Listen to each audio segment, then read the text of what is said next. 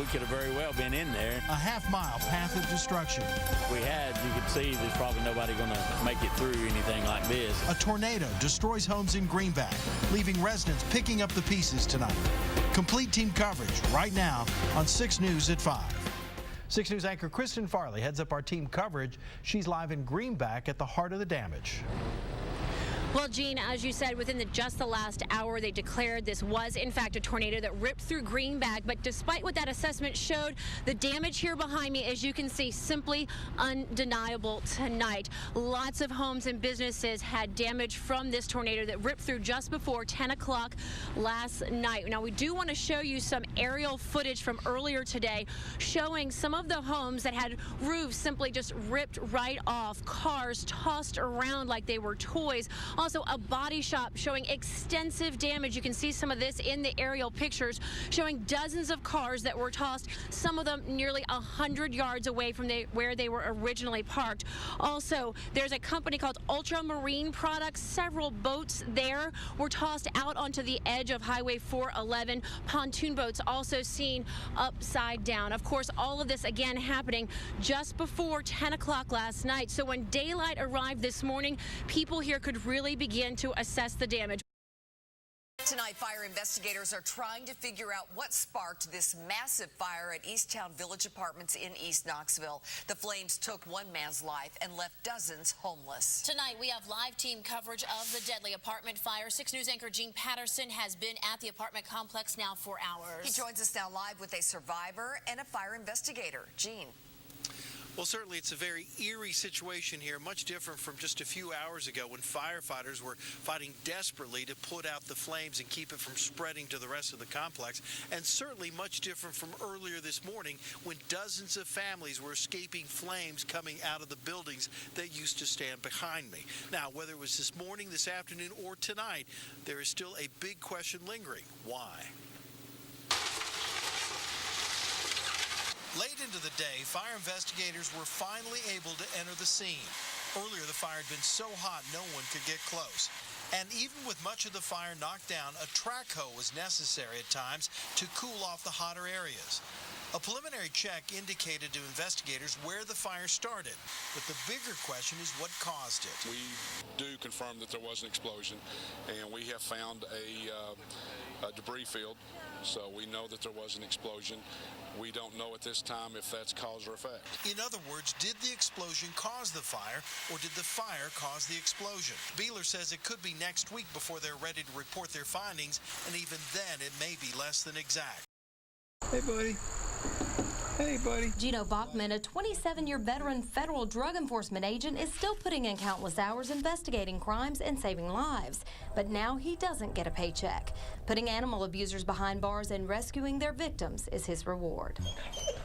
Ooh, I know you want to come out. I know, we're going to get you out. This day, Bachman finds a pit bull abandoned in an empty home after his owner's eviction. The Blount County Sheriff's Department backs him up as he makes a rescue. Some of them are bad. Some of them aren't so bad. Some of them are not even cases.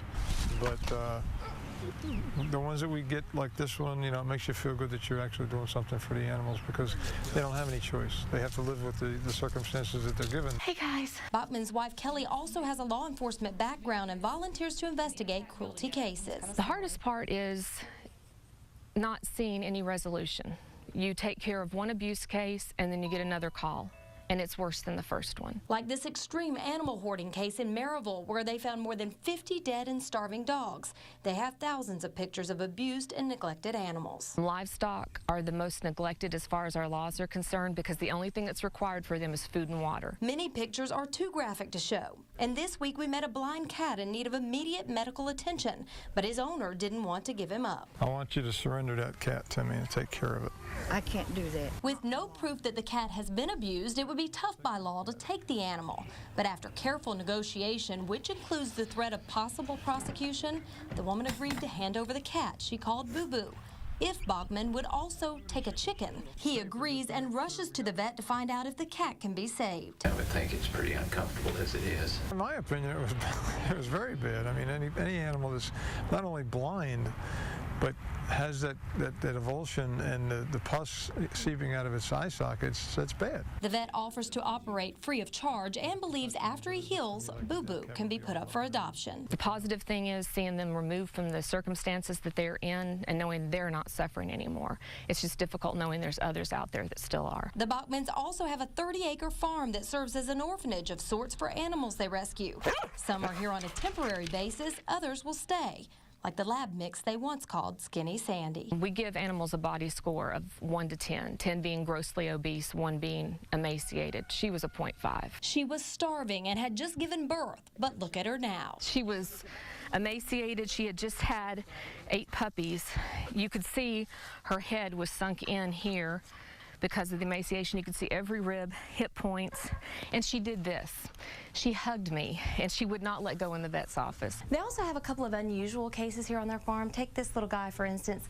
This miniature horse, his name is Sammy. I'm told just 4 months ago he would have never allowed me to get this close and touch him.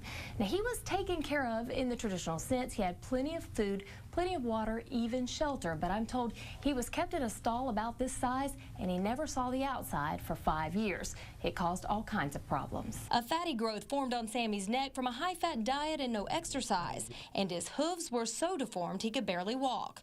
There are dozens of similar stories here. Thank goodness for time, because they were bad when we got them, but they're all loved now. In Blount County, Erica Eastep, 6 News.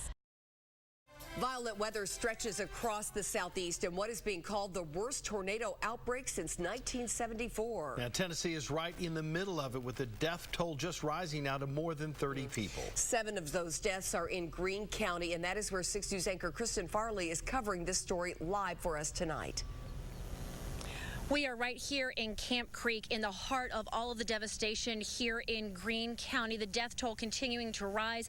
Now 7 people confirmed dead in this area from the twister that moved through this area. Within just the past hour, the National Weather Service confirming to 6 News this was in fact an EF2 tornado that moved through this area. Take a look at some of the damage here behind me. I want to show you this barn. 24 hours ago, that was a standing, functioning barn here in Greene County. As we take a look up, you can see some of the tree damage here in this area, as well as some of the power line damage. You can see power lines down all across this community. In fact, not a lot of people being allowed in this area because of all of the damage. Now, the National Weather Service saying they look at things like this, like the downed trees, like the power lines, to actually determine the strength of the tornado. Knoxville's Direct Care claimed in its brochure here it was the answer to the health care crisis, featuring no deductibles, no co-payments, that the office is open 6 days a week. All that sounded good to a lot of people when the clinic opened last winter. That guy, Peter Pan, movie 5. Earl and Angela Jones enjoy a board game with their 3 children and 2 of their friends. The couple is typical of many young working families. Skyrocketing insurance premiums and out-of-pocket expenses forced the Joneses to seek alternative health care. When they heard about Knoxville's Direct Care in February and discovered its affordable services, it fit their needs perfectly. No copay, paying just once a month. And then just having to pay for prescriptions outside of if needed was good financially for us. It just made sense. The couple became members and paid a monthly premium of $198. They visited the West Knoxville Clinic once for blood work, but then things changed. Seemed okay up until we saw the first segment you did. How about a cookie? In April, we reported how Ashley Martinez had doubts about Direct Care and its president, Dr. Brian Reichman. She said he couldn't treat her at the clinic and took her to a separate facility. Mrs. Martinez wondered why she had to visit another doctor's office. At Women's Expo last winter, we asked Brian Reichman about his clinic. You don't actually see patients yourself? Not as a medical doctor or anything medical, but I do for hypnotherapy. Within months of opening, Reichman's business was in financial trouble. At General Sessions Court in Knoxville, we discovered Reichman was $10,000 behind in his rent. By late April, Direct Care's office was closed. Reichman's landlord told us they had kicked him out. But at the time, Earl and Angela Jones were told a different story by Reichman. He just assured us that that location was closing down. It didn't fit their needs anymore. Like he said, they were moving to Fort Sanders. They say the move to Fort Sanders Medical Facility never happened. The couple said Brian Reichman would meet them at Prodigal Primary Care, or one of its affiliates. But then Prodigal's agreement with Reichman ended. They informed me that they weren't taking his patients without payment up front. That's when I called him and spoke with him about it. And he said, oh, I don't know what's going on. I'll get with them. The owner of Prodigal Primary Care, David Brickhouse, says he cut off his relationship with direct care patients because Reichman had not paid Prodigal as he had agreed to do. Unfortunately, never received money from him for any of the visits. David Brickhouse says his clinic cared for about a dozen direct care patients every month for 3 months. He says each time Reichman would escort patients to Prodigal. Disrupting my clinic with him, interrupting the manager, bringing in a patient without any notification. We had scheduled patients, and then on top of that, not paying any of the bills. It got to a point where we decided to say enough's enough. In August, Reichman sent a letter to the Joneses, canceling their membership because they paid with cash instead of a credit card. The letter also showed a new address for direct care. We went looking for Dr. Reichman to ask questions. However, he had been kicked out. The building's owner told 6 News Reichman rented a tiny office with a desk and phone, but his check had bounced. We found Reichman checking the mail outside his home. Dr. Reichman, we'd like to talk to you about David Brickhouse. Your patients aren't being taken care of. What are you going to do about that? Why haven't you paid David Brickhouse? Dr. Reichman? He heard our questions, but never turned around. Direct care, as promised us, does not exist. And he's not fulfilled his side of the contract as far as providing services for the fee he said he would charge. Presently, direct care members are not able to see a doctor in a timely manner. Can state investigators do something? Yes. Already, some direct care members have contacted the State Consumer Affairs Office. It has the authority to question Brian Reichman's business practices and hold him accountable. Don Dare, 6 News. This is how things look just outside our station here in North Knoxville tonight. The hail came down fast and hard for about 5 minutes here. And it also caused some serious damage in a neighborhood near McGee-Tyson Airport that got pounded by several rounds of severe weather. Look at this patch of grass in Louisville just covered with hail, some pieces nearly the size of golf balls. They shattered at least one car windshield and dented the tops and hoods of several other vehicles at an apartment complex parking lot.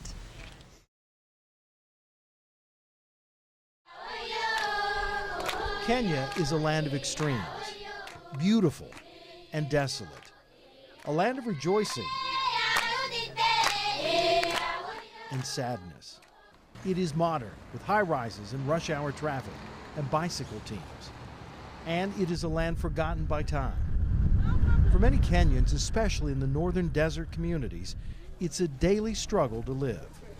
More than 7 million people, many women and children, live in extreme poverty. How far have they come? 50 kilometers from this source of water. And how long did that take? It's more than 10 hours. It is into this environment that Mike Hamilton, UT's Director of Athletics, has entered. Back home, his decisions bring both support and anger. In the desert, sports seems trivial and far away. Hamilton is a board member of Bloodwater Mission, a faith-based nonprofit group headquartered in Nashville. It partners with local African organizations to bring clean water to communities, clean water that would save thousands of lives. There's a saying here in Kenya, they say, P and Gima, they say water is life, and people here know that very well, because if you don't have clean water, you're not able to live a healthy life. Joining Hamilton on this trip are other board members and 2 friends from Knoxville, Jim Grubbs and Chris Kittrell, who last year donated to a fundraiser that raised money for African adoptions and for projects in Africa. Among the aims of this trip is to see how that money was spent. Once a week. Because the other days Okay. We're making an impact here. Our first stop is Torby, a small settlement near the Ethiopian border. We're met by members of the Food for the Hungry, Bloodwater's partner in Kenya. It is a hot, arid, awful place. One of the members of our party said in all the work that they've done, this is about as remote as it gets. So there's just nothing anywhere around here. especially water. This is the local reservoir used by both people and livestock, but not lately. It hasn't rained here in more than a year. Survival, a daily struggle. America, from America. Yes. Despite the difficulties, the people, especially the children, are resilient, finding joy even in simple things like a visit from strangers. You say hello? Hello? Just shake my hand. Won't you shake my hand? Yeah. The group is taken to the school where Knoxville money was used to build this rainwater catchment system. Nothing fancy or high-tech, but vital in holding precious water. Everyone prays that March, the beginning of the rainy season, will bring rain. They're tough. I mean, yeah, we think we're tough, but no, this is tough, what they do day in, day out.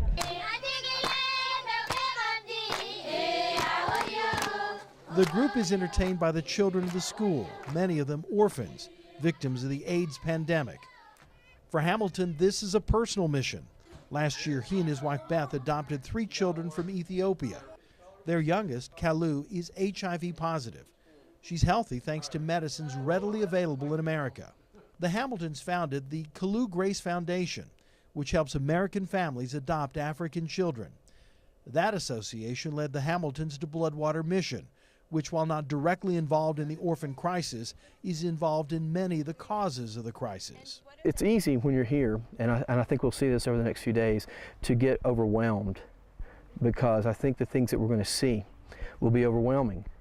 But we can't be focused on the mountain. We have to be focused on the path to climb the mountain and taking one step at a time, and sometimes that means one person at a time. And if I think we'll do that, and we would do it as a society, we'd go a lot longer. We leave Torby, but our day in the desert is not yet done. Our aim is for this child to get education, and this has to be achieved.